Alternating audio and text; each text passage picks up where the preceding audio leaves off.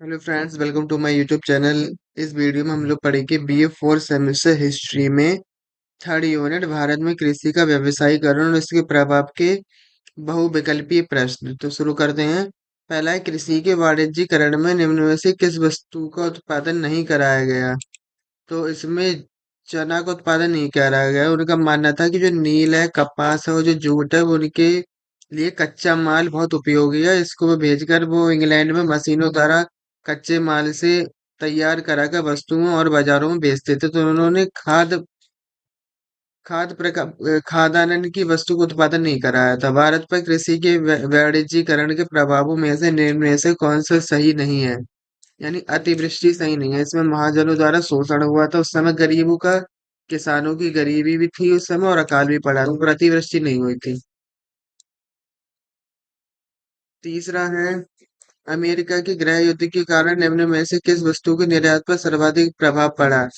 तो कपास के निर्यात पर सर्वाधिक प्रभाव पड़ा था, क्योंकि जूट और अफीम तंबाकू निर्यात हो रहे थे पर इतनी मात्रा में नहीं। ब्रिटिश सरकार द्वारा कृषि के वाणिज्यीकरण में परिवहन के किस साधन ने सर्वाधिक योगदान दिया था? तो उस समय रेल ने ज्यादा सर्वाधिक योगदान दिया था, क्योंकि उनका भारत में रेल बिछाने का मकसद ही वाणिज्यीकरण यानी व्यापार में उन्नति लाना था। निम्न में से किस वस्तु के उत्पादन का भारतीय कृषकों ने सर्वाधिक विरोध किया था? तो नील की वस्तु के उत्पादन में नील भारतीय कृषकों ने विरोध किया था। सर्वाधिक कच्चे माल की आवश्यकता ब्रिटेन की किस उद्योगों को होती है? तो कपड़े की। कपड़े की आवश्यकता के लिए भारत से जूट, कपास ये सब चीजें जाती थी। साथ भारत में प्रथम चाय बागान किस राज्य में लगाया गया था? तो असम में लगाया गया था। आठवां है, कृषि पर शाही आयोग का गठन किस वर्ष किया गया था? तो सन 1928 ईस्वी में। आठ में। नौवां है, शाही आयोग के गठन किस क्षेत्र के लिए किया गया था? तो शाही आयोग का गठन कृषि के लिए किया गया था। 10 है, नील की खेती और उसके द्वारा कृषकों के शोषण की कहानी किस पुस्तक में वर्णित है? नील दर्पण में। नील से हम इस पे लगा देंगे, नील दर्पण, नील की खेती।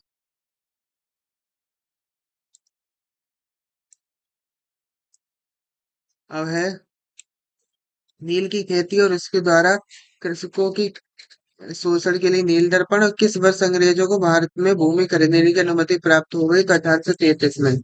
भारत में प्रथम चाय बागान किस वर्ष लगाया गया था? तो 1835 ईस्वी में चाय बागान लगाया गया था असम में। किसने किसने 1890 से 1947 तक के काल को कृषि स्थिरता का काल कहा है? डेनियल थॉर्नर ने कहा है ये सब। कमियोही नामक प्रथा किस राज्य में प्रचलित थी? तो ये आवा दोनों उड़ीसा में भी थी, कमियोही, और बिहार में भी थी।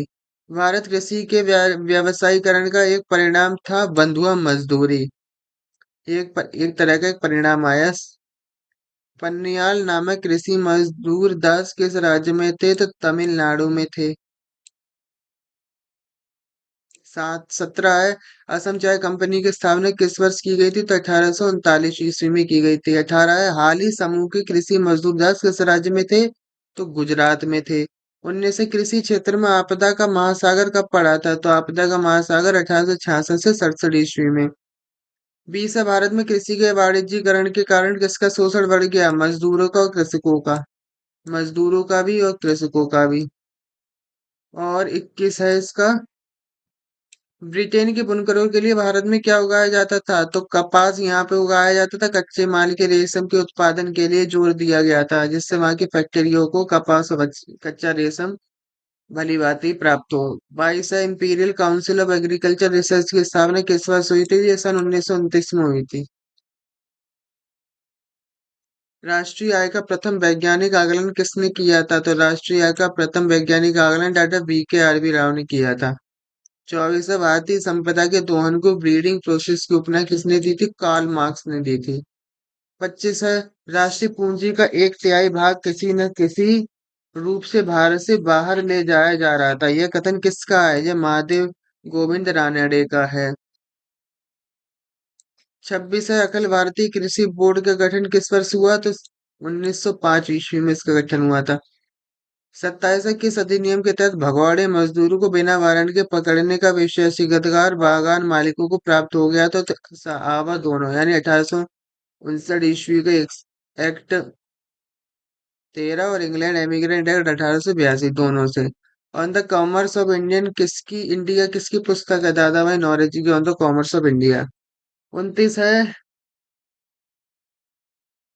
ईस्ट इंडिया कंपनी के उसके वाणिज्यिक कार्यों से किस अधिनियम द्वारा वंचित कर दिया गया था? तो 1833 के चार्टर एक्ट द्वारा। 30 है भारत में यूरोपीय व्यापारियों ने किस व्यापार पर लगभग पूर्ण एकाधिकार की स्थापना की थी? तो आयात व्यापार पर पूर्ण एकाधिकार की प्राप्ति की थी, स्थापना की। 31 है बंगाल में प्रमुख रूप से किस मध्यम वर्ग का उदय हुआ था? तो जमींदार वर्ग का उदय हुआ था बंगाल में। 32 है ब्रिटिश कालीन भारत में प्रमुख रूप से चीन से क्या आयात किया जाता था, क्या मंगाया जाता था? चाय। ब्रिटिश उद्योगों का प्रधान केंद्र क्या था? ब्रिटिश उद्योगों का कलकत्ता था। किसका कथन है कि यह अंग्रेज घुसपैठिया था जिसने भारत की खड्डी और चरखे को तोड़ दिया है? कार्ल मार्क्स का कथन है ये। 35 है किसका कथन है कि स्थायी बंदोबस्त एक दुखद भूल थी? होम्स का। होम्स ने यह कहा है। भारत में Bombay spinning and weaving company की स्थापना किसने की थी? कवासाजी डावर ने। किस उद्योग में भारतीयों की प्रारंभ से ही हिस्सेदारी अधिक थी? सूती कपड़े में अधिक थी। स्थायी बंदोबस्त किसके साथ किया गया था? तो स्थायी बंदोबस्त जमींदारों के साथ किया गया था। 39 है the wants and means of India किसकी पुस्तक है? यह पुस्तक दादा भाई नौरोजी की है। नील दर्पण किसकी पुस्तक है? नील दर्पण 40 का होगा दीनबंधु मित्र की। अब 41 है किसका कथन है कि अंग्रेजी तकनीकों ने भारत के हथकरघा एवं हस्तशिल्प उद्योगों का विनाश कर दिया है? ये कहा है कार्ल मार्क्स ने, कथन इसका है। किसका कथन है कि इस व्यापार की दुर्दशा का इतिहास में कोई जोड़ नहीं है? भारतीय बुनकरों की अस्थियां मैदानों में बिखरी हैं। तो लॉर्ड विलियम बेटिंग ने ये कहा है। और 42 का हो गया। 43 है किसका कथन है कि ऐसा नहीं कि कृषक कम रुपया देता है, बहुधा है और ज्यादा रुपया देता है। ऋणग्रस्तता बने रहने के कारण ब्याज की ऊंची दर एवं साहूकार के भ्रष्ट तरीके हैं, ये बम्बई बैंकिंग ने कहा है। दक्कन कृषक राहत अधिनियम किस वर्ष पारित किया गया? तो 44 का अंश होगा 1879 ईस्वी में। 45 में नील विद्रोह किस वर्ष आरंभ हुआ? तो नील विद्रोह 1859 ईस्वी में प्रारंभ हुआ था। 46 है खेड़ा सत्याग्रह खेड़ा सत्याग्रह 1918 ईस्वी में प्रारंभ हुआ था। तेलंगाना आंदोलन किस वर्ष प्रारंभ हुआ? तो तेलंगाना आंदोलन सन 1946 ईस्वी में प्रारंभ हुआ था। 48 अंग्रेजों ने बंगाल में जूट की खेती किस वर्ष आरंभ की थी? तो 1833 ईस्वी में आरंभ की थी जूट की खेती। सर जॉर्ज सर जॉर्ज कैंपेल ने अकाल समिति की रिपोर्ट किस वर्ष प्रस्तुत की? 1886 ईस्वी में प्रस्तुत की थी। 50 अवध किसान सभा का गठन किस वर्ष किया गया था? तो अवध किसान सभा सन 1920 में गठित हुई थी। 51 है एक आंदोलन किस वर्ष प्रारंभ हुआ? एक आंदोलन 1921 ईस्वी में प्रारंभ हुआ था। उत्तर प्रदेश किसान सभा की स्थापना किस वर्ष की गई थी? तो उत्तर प्रदेश किसान सभा की स्थापना फरवरी 1918 में की गई। 53 है अखिल भारतीय किसान सभा का गठन किस वर्ष हुआ था? तो अखिल भारतीय किसान सभा का गठन 1936 ईस्वी में हुआ था।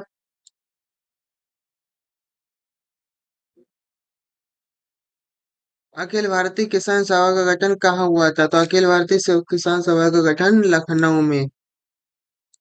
बंगाल काश्तकारी अधिनियम किस वर्ष पारित किया गया था? तो 1885 ईस्वी में यह पारित हुआ था अधिनियम।